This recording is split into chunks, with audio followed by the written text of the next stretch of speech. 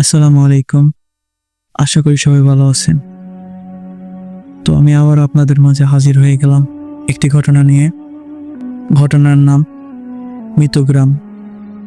বাংলাদেশের এক প্রত্যন্ত অঞ্চলে অবস্থিত মিতপুর নামে একটি গ্রাম। দিনের বেলায় গ্রামটি যেমন সাধারণ মনে হয়, রাত নামলেই যেন এক অদ্ভুত নীরবতা গ্রাস করে সবকিছু।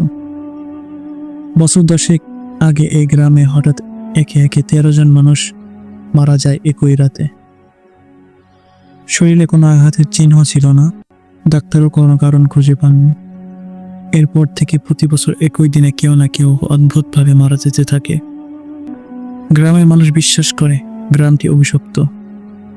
কেউ কেউ বলে পুরনো কবরস্থান করেছিল এই গ্রামের কিছু মানুষ, সেখান থেকেই নাকি এই অদ্ভুত বিপর্যয়।